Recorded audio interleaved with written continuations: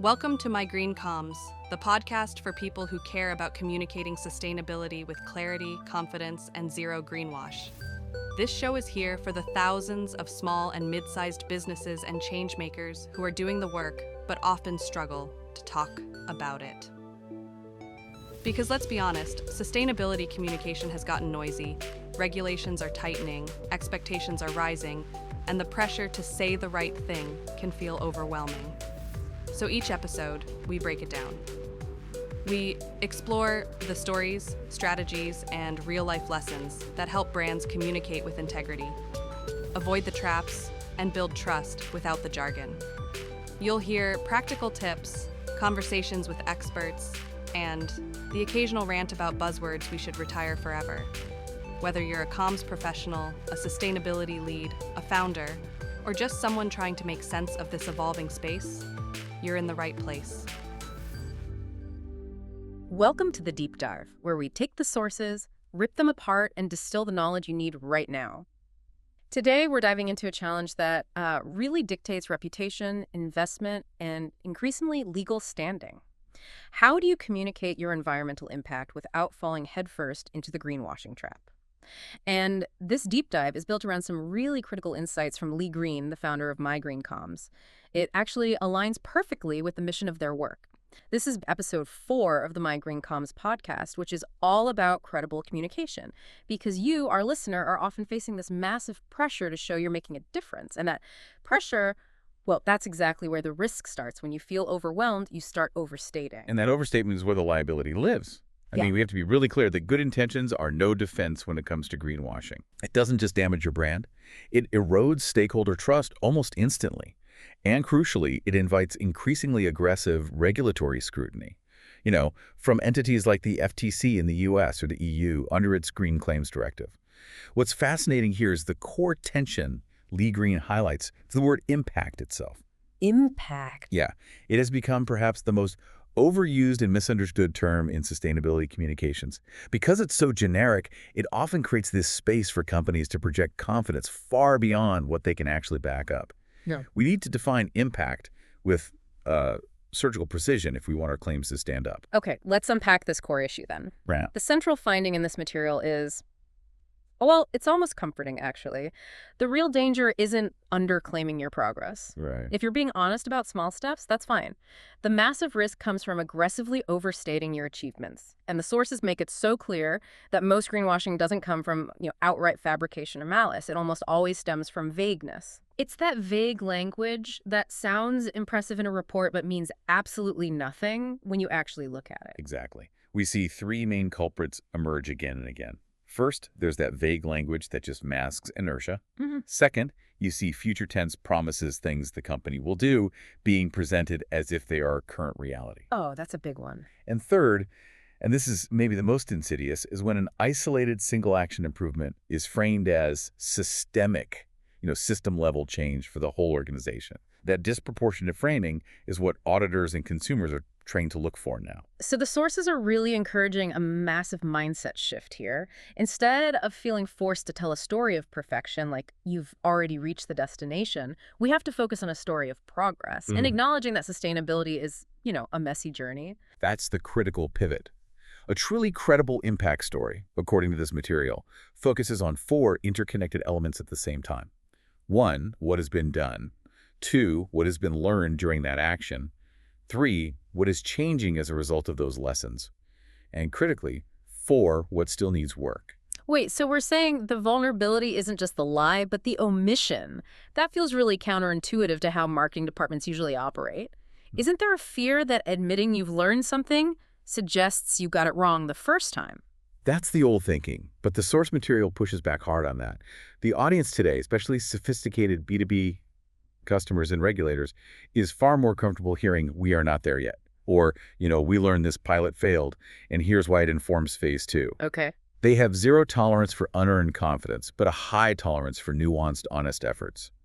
Telling the story of what was learned is actually proof that you're moving forward, even if the progress isn't a straight line. Let's get operational with this. Let's illustrate that difference in language, because this is where the rubber really meets the road. So instead of A sweeping, empty claim like leading the transition to a more sustainable future, which is just Pure marketing fluff. pure marketing fluff. You should try something like, we're testing changes to how we set targets in our logistics division and sharing what's working and what isn't.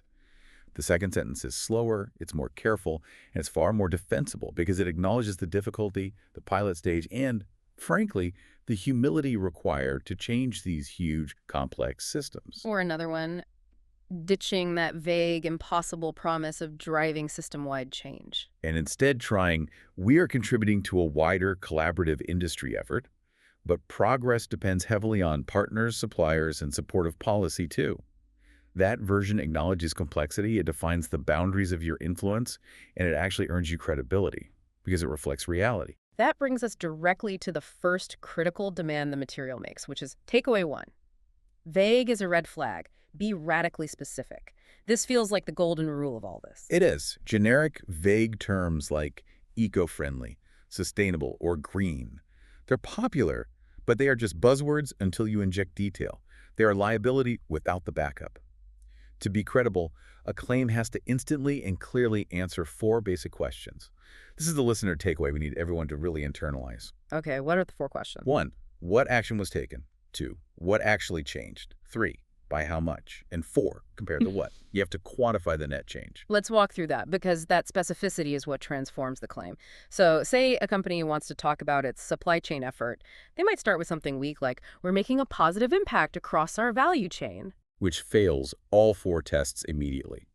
A better, more specific version would be something like, this year, we focused on improving data quality in 3 of our top sourcing regions for raw materials, which helped us understand that we have a 15% reduction gap in water usage compared to our baseline year of 2020. Hold on, we just dropped a couple of key terms there. For anyone who might not deal with this day-to-day, what exactly is a baseline year in this context? Great point.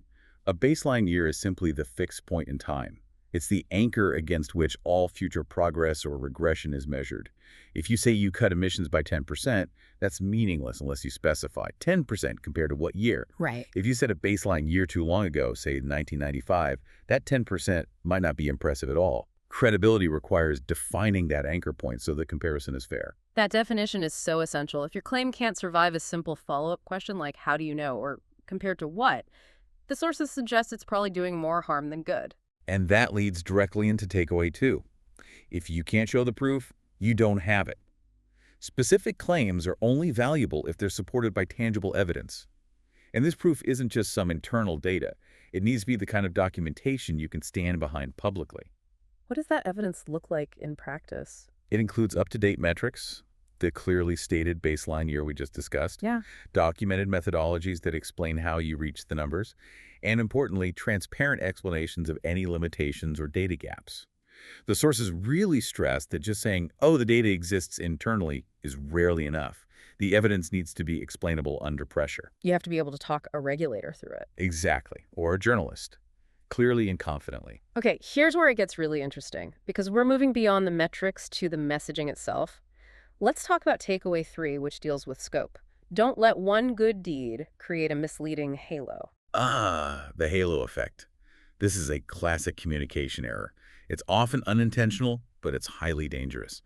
The halo effect is using a single, isolated, positive achievement, say, making one new product line zero waste, and implicitly using that to suggest that the entire company is sustainable. It's a failure to draw boundaries. That's it. But isn't there a strategic reason to maintain some vagueness to allow a little halo? If we are radically specific, aren't we giving competitors or critics an easy, tiny target to shoot at? That fear of providing a small target is exactly what leads to the biggest risks.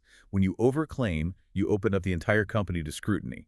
If you make a sweeping claim about being net zero, and a critic finds one Scope 3 emission source you overlooked, they can discredit the whole thing. I see. Precision is necessary to avoid that overreach. So instead of letting the listener infer company-wide progress, you define the boundary clearly. You stick to just the achievement itself. Like, Factory A reduced its manufacturing energy use by 18% between 2022 and 2024 by installing new smart sensors. Exactly. That's contained, it's specific, and it's totally defensible. It shows an honesty about the boundaries of your achievement. And this emphasis on external perception brings us directly to risk management, which is takeaway 4. Would your claim survive the headline test? Right. Teams working internally on this stuff, they can lose perspective easily. They get excited about the progress, and that enthusiasm leaks into the language, making it sound more definitive than the data allows. That's why that independent scrutiny is so vital before anything goes public. We pulled 2 simple stress tests from this material that we think you should use, like right now. First, share the claim with a colleague who was not involved in the work, someone from finance or legal maybe, and just ask them, does this feel clear and reasonable to you? And second, apply that crucial headline test. Imagine that exact sentence appears in a news article or on social media, stripped of all its original context. No glossy report, no surrounding explanation. Would it still feel fair and accurate? That's a great test. If it feels uncomfortable or misleading when it's removed from your control, it needs tightening. We are seeing major regulatory bodies pursuing companies for claims that fail this exact test. And Lee Green's simple general test drives this home. Would the sentence still make sense if it were read aloud in a board meeting or by a regulator? If you hedge or immediately feel the need to qualify it, it's not ready. Absolutely. The goal is clarity. So we've covered the specificity of the claim, the proof behind it, the boundaries of the action, but the sources suggest there's one final, counterintuitive key to building trust, and that's owning the journey. Takeaway 5. Context and limitations build more trust than perfection. They do. The most credible claims are never isolated. They explain why the action matters and what underlying challenge it's designed to address. And if we connect this to the bigger picture, the counterintuitive truth is that acknowledging limitations, what an initiative doesn't solve or where progress is still needed, that signals a maturity that audiences really respect. It shows you understand the scope of the problem. It does. So this is where we move past the meaningless jargon. Instead of saying, delivering meaningful environmental outcomes, which is just, it's pure corporate speak and it's fundamentally empty. You should try a statement like this. We successfully reduced energy use at our 2 primary manufacturing sites, but we acknowledge that we are still working to develop reliable measurement for our Scope 3 emissions, which remain our largest challenge. That second statement is so much more powerful. But it relies on a technical concept again. When you say Scope 3 emissions, for listeners not knee-deep in this world, what are we talking about? Right. So think of it this way. Scope 1 is what the company owns and controls directly, like the natural gas in your factory boiler. Scope 2 is the electricity you buy. Scope 3 is everything else. It's everything outside of your direct operational control. And it's the hardest stuff to measure and influence, like the carbon footprint of your suppliers, employee travel, or how your customers dispose of your product. Oh. So admitting you're tackling the easier Scopes 1 and 2, but struggling with the massive difficulty of Scope 3 is exactly the kind of nuance that builds credibility. Transparency about incomplete data and evolving systems is far more credible than projecting false certainty. Clarity doesn't weaken the story, it anchors it in reality. So what does this all mean for you, the listener, who has to write that report or talk to that investor? The guiding principles distilled from Lee Green's work are, they're really clear. Clarity beats confidence, progress beats perfection. Credible communication isn't about finding the perfect buzzwords or hiding your shortcomings. It is a discipline of radical specificity, defensible evidence, and intellectual honesty about what you know and what you don't. This approach systematically reduces the risk of greenwashing and permanently strengthens the trust you build with every stakeholder. Ultimately, this guidance allows organizations to move from a position of risk management to one of reputation building.